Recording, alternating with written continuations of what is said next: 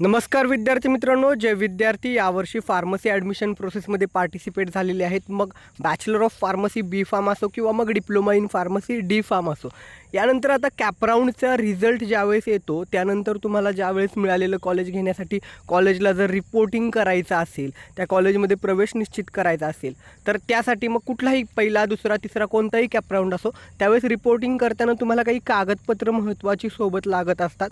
तर त्या संदर्भात एक सविस्तर चर्चा करणार आहेत आजच्या व्हिडिओमध्ये आपण.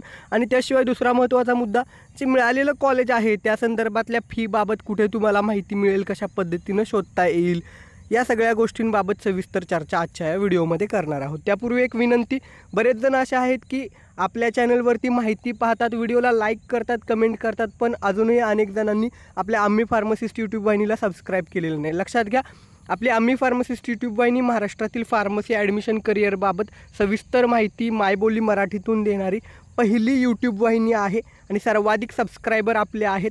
आणि आपल्याला जो 1,00,000 सबस्क्रायबरचा टप्पा पार करायचा आहे त्यासाठी तुम्हा सगळ्यांची सोबत अतिशय महत्त्वाची आहे. त्यामुळे नक्कीच आम्ही फार्मसिस्ट यूट्यूब वाहिनीला सबस्क्राईब करा. भविष्यात तुम्हाला फार्मसी करिअर, जॉब संदर्भातली माहिती, गव्हर्नमेंट जॉब संदर्भातली माहिती, फार्मसीचा अभ्यास कशा पद्धतीनं करायचं, असं सर्व अपडेट या चॅनलवरती तुम्हाला मिळणार आहे. जास्त वेळ न घालवता माहिती घ्यायला सुरुवात करूया. लक्षात ठेवा, या ठिकाणी बॅचलर ऑफ फार्मसी अर्थात बी फार्म जी की 4 वर्षाची डिग्री आहे, त्याच्या पहिल्या कॅप राऊंडचा निकाल जो आहे, पहिल्या प्रवेश फेरीचा निकाल जो आहे तो 10 तारखेला येणार आहे, 10 ऑक्टोबर 2024 रोजी.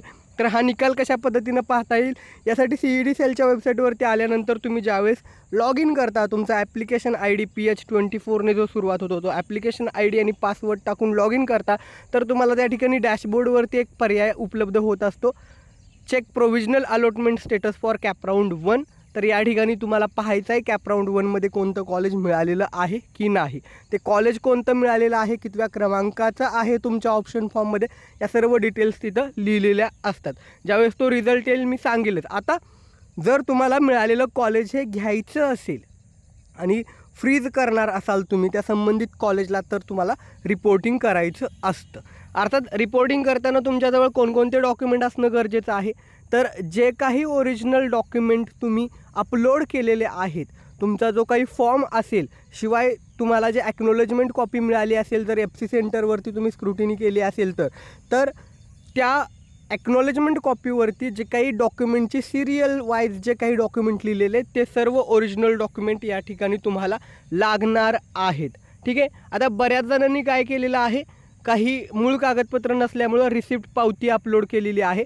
तर लक्षात ठेवा, या ठिकाणी नॉन क्रिमिलियर असेल, कास्ट व्हॅलिडिटी असेल किंवा EWS असेल, यांची जर तुम्ही पावती रिसिप्ट अपलोड केली असेल, तर तिसऱ्या कॅप राऊंड, जो तिसरा 3rd क्रमांकाचा कॅप राऊंड आहे, त्याचं जे रिपोर्टिंग आहे त्याच्या शेवटच्या दिवसाच्या अगोदरपर्यंत तुम्हाला या ठिकाणी ते तुमचं मूळ डॉक्युमेंट जे आहे, ओरिजिनल डॉक्युमेंट आहे, ते तुम्हाला सबमिट करायचं आहे. मग ती तारीख आहे 6 नोव्हेंबर 2024. 6 नोव्हेंबर 2024च्या अगोदरपर्यंत तुम्हाला ते ओरिजिनल डॉक्युमेंट हे जमा करायचं आहे. फक्त या ठिकाणी जे मराठा समाजाचे विद्यार्थी आहेत, SEBC मराठा आरक्षण, त्यांना फक्त कास्ट व्हॅलिडिटीसाठी, लक्षात ठेवा, नॉन क्रिमिलियर किंवा कास्ट सर्टिफिकेट नाही, तर फक्त कास्ट व्हॅलिडिटीसाठी मराठा समाजाच्या विद्यार्थ्यांना या ठिकाणी प्रवेशानंतर 6 महिन्यांसाठी कास्ट व्हॅलिडिटी देण्यासंदर्भात मुदत देण्यात आलेली आहे. बाकी जे इतर समाजाचे, इतर कॅटेगरीचे विद्यार्थी आहेत, त्यांना जर कोणती पावती अपलोड केली असेल, तर मूळ कागदपत्र, ओरिजिनल डॉक्युमेंट हे तुम्हाला त्या ठिकाणी तिसऱ्या कॅप राऊंडच्या रिपोर्टिंगच्या शेवटच्या दिवसाच्या अगोदरपर्यंत जमा करायचे. तर ते कुठं जमा करता येतील, स्क्रुटिनी असेल तर ऑनलाईन पद्धतीनं तुम्हाला लॉग इन करून त्या ठिकाणी सबमिट करता येईल. फिजिकल स्क्रुटिनी असेल तर ज्या स्क्रुटिनी सेंटरवरती तुम्ही फॉर्म व्हेरीफाय केला त्या ठिकाणी नेऊन तुम्हाला ते डॉक्युमेंट व्हेरीफाय करावं लागेल आणि जमा म्हणजे फक्त व्हेरीफाय करावं लागेल आणि तिथे त्याची झेरॉक्स ते जमा करून घेतील. ठीक आहे. आता कॉलेजमध्ये कोणकोणते डॉक्युमेंट द्यायचे आहेत, तर जे जे अपलोड केलेले ओरिजिनल डॉक्युमेंट आहेत ते सर्व डॉक्युमेंट लागतील. शिवाय त्या सर्व डॉक्युमेंटचं 2 झेरॉक्स सेट तुम्ही बनवून न्यायचे आहेत. का, तर या ठिकाणी लक्षात ठेवा, 2 झेरॉक्स सेट हे तुम्हाला प्रवेशावेळी लागणार आहेत. ठीक आहे. आणि तुमचे मूळ डॉक्युमेंट, ओरिजिनल डॉक्युमेंट हे कॉलेजमध्ये जमा करून घेतले जातात. त्यामुळे तुमचे जे काही ओरिजिनल डॉक्युमेंट आहेत ते सर्व डॉक्युमेंट या ठिकाणी तुम्ही स्कॅन करून तुमच्या मोबाईलमध्ये ठेवा. डॉक स्कॅनर असेल किंवा इतर कुठलंही स्कॅनर ॲप असेल ते वापरून ते सर्व डॉक्युमेंट फोनमध्ये तुमच्या स्कॅन करून ठेवा, जेणेकरून भविष्यात स्कॉलरशिप किंवा इतर गोष्टीसाठी तुम्हाला ते डॉक्युमेंट लागले तर ते तुम्हाला वापरता येतील, तुमच्याजवळ राहतील. तुम्हाला प्रत्येक वेळी कॉलेजमधून ते मागावं लागणार नाही. ते स्कॅन करून तुमच्याजवळ ठेवलेलं असणं गरजेचं आहे.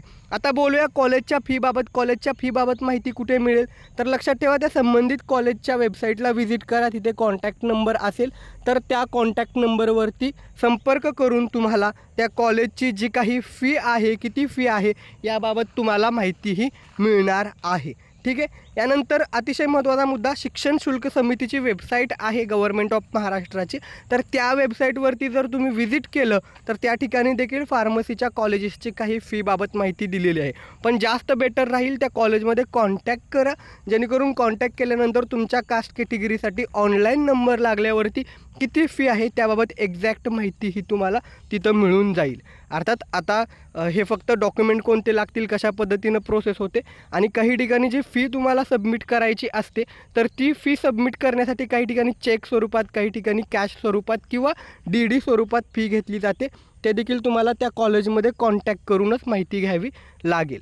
आणखीन एक अतिशय महत्त्वाचा मुद्दा तो म्हणजे या ठिकाणी जेव्हा कॅपराऊंड 1चं अलॉटमेंट येईल, अर्थात कॅपराऊंड 1चा रिझल्ट येईल, त्यानंतर ते कॉलेज घ्यायचं नाही घ्यायचं, त्या कॉलेजबाबत कोणती माहिती, कोणते फॅक्टर्स पाहायचे, हे ज्या दिवशी कॅपराऊंडचा रिझल्ट येईल त्या दिवशी सविस्तर माहिती तुम्हाला शेअर केली जाईल. सध्या फक्त कोणकोणते डॉक्युमेंट लागतात, ते कशा पद्धतीनं सबमिट करायचे आहेत आणि ज्यावेळेस कॉलेजला रिपोर्टिंगला जाल, म्हणजे जर तुम्ही फ्रीज केला असेल तरच तुम्हाला कॉलेजला रिपोर्टिंगला जायचं आहे. कॉलेजला रिपोर्टिंगला जात असताना कोणकोणते डॉक्युमेंट तुमच्यासोबत लागणार आहेत, त्याचे झेरॉक्सचे 2 सेट लागणार आहेत. ही महत्त्वाची माहिती शेअर करण्यासाठी व्हिडिओ होता. या एकाच व्हिडिओमध्ये कॉलेजचे कोणते फॅक्टर्स पाहायचे ह्या इतर जर गोष्टी शेअर केल्या तर व्हिडिओ लेंदी होईल आणि तुमचं कन्फ्युजन होईल. सध्या एवढंच लक्षात ठेवा, जे काही मूळ ओरिजिनल डॉक्युमेंट तुम्ही अपलोड केलेले आहेत त्या सर्व डॉक्युमेंटचे 2 झेरॉक्स सेट लागतील. ओरिजिनल डॉक्युमेंट कॉलेजमध्ये जमा करून घेतले जातात. तुम्ही जर ॲडमिशन कन्फर्म करताय, फ्रीज करताय तर त्या कॉलेजवरती रिपोर्टिंगला जाताना या गोष्टी लागणार आहेत. बेटरमेंट केला असेल, दुसऱ्या राऊंडसाठी जात असाल तर या गोष्टींची काही आवश्यकता तुमच्याजवळ नाही. शिवाय तुम्हाला जर ऑनलाईन कॉलेज ते मिळालेलं आहे तर ते कॉलेज ऑनलाईन मिळालं या संदर्भात एक कॅपराऊंडचं लेटर जनरेट होत असतं, तुमचा त्या कॉलेजला नंबर लागला आहे म्हणून, आणि सीट ॲक्सेप्टन्सची प्रोसेस करावी लागते. जर तुम्ही फ्रीज करत असाल तर जे 1000 रुपये भरल्यानंतर जी पावती तिथे जनरेट होते ती देखील सोबत न्यावी लागत असते. ठीक आहे. आणि आणखीन एक महत्त्वाचा मुद्दा, बेटरमेंट केलं तर तुम्हाला कॉलेजला रिपोर्टिंगची गरज नाही. तुम्ही दुसऱ्या कॅपराऊंडला पुन्हा ऑप्शन फॉर्म भरू शकता. नव्यानं एखादं कॉलेज मिळालं आणि तिथं घ्यायचं असेल तर तेव्हा रिपोर्टिंगच्या वेळेस ह्या सगळ्या गोष्टी महत्त्वाच्या ठरणार आहेत. आणखीन एक डाऊट बऱ्याच जणांनी विचारलेला असतो, तो म्हणजे मला एखादं कॉलेज आता मिळालेलं आहे आणि मी जर बेटरमेंट करतोय आणि पुढच्या राऊंडला कोणतंच कॉलेज मिळालं नाही तर अगोदरचं कॉलेज हातात राहतं का? हो, जर तुम्ही बेटरमेंट केलं आहे, सीट ॲक्सेप्टन्स फी 1000 रुपये बेटरमेंटची देखील भरलेली आहे, तर पुढच्या राऊंडला कोणतंच कॉलेज मिळालं नाही तर हे कॉलेज तुमच्या हातामध्ये राहतं. पण लक्षात ठेवा, तुम्हाला एखादं ज्यावेळेस नवीन कॉलेज मिळतं त्यावेळेस अगोदरचं कॉलेज हे निघून जात असतं. त्यामुळं दुसऱ्या कॅपराऊंडला किंवा तिसऱ्या कॅपराऊंडला ज्यावेळेस ऑप्शन फॉर्म भराल त्यावेळेस असेच कॉलेज टाकायचे की जिथं तुम्हाला प्रवेश घ्यायचा आहे. आणखीन एक महत्त्वाचा मुद्दा डिस्कस करायचा होता, एखाद्याला कॉलेजच्या फी संदर्भात काही अडचण असेल तर तुम्ही जे काही एज्युकेशन लोन असतं त्याचाही विचार करू शकता. त्यासाठी तुम्हाला जवळच्या राष्ट्रीयकृत गव्हर्नमेंट बँकेमध्ये कॉन्टॅक्ट करा. त्या ठिकाणी तुम्हाला ॲडमिशन निश्चित झाल्यानंतर कॉलेजकडून जे फी स्ट्रक्चर मिळतं तर ते फी स्ट्रक्चर दाखवून तुम्हाला एज्युकेशन लोन मिळू शकत असतं. ठीक आहे. फी संदर्भात शिक्षण शुल्क समितीच्या वेबसाईटवरती फीची माहिती मिळेल, कॉलेजच्या वेबसाईटवरती माहिती मिळेल. शक्यतो कॉलेजमध्ये कॉन्टॅक्ट करा, कॉल करा आणि कास्ट कॅटेगरीनुसार ऑनलाईन नंबर लागल्यावरती किती फी आहे तुमच्या कॅटेगरीसाठी ही माहिती घ्या, ते जास्त बेटर राहील. ठीक आहे. खूप जास्त इतरही मुद्दे डिस्कस केले तर व्हिडिओ लेंदी होईल. जे महत्त्वाचे मुद्दे होते तुम्हाला पुढच्या स्टेपसाठी महत्त्वाचे ठरणार आहेत त्या दृष्टीनं माहिती दिलेली आहे. डी फार्म बी फार्म दोन्हींसाठी देखील ही माहिती उपयुक्त ठरणार आहे. ही माहिती आवडली असेल व्हिडिओला लाईक करा. अजूनही आम्ही फार्मसिस्ट यूट्यूब वाहिनीला सबस्क्राईब केलं नसेल तर सबस्क्राईब करा आणि जे कोणी फार्मसीला ॲडमिशन घेत आहेत त्या सर्वांसोबत हा व्हिडिओ शेअर करायला विसरू नका. धन्यवाद. थँक्यू.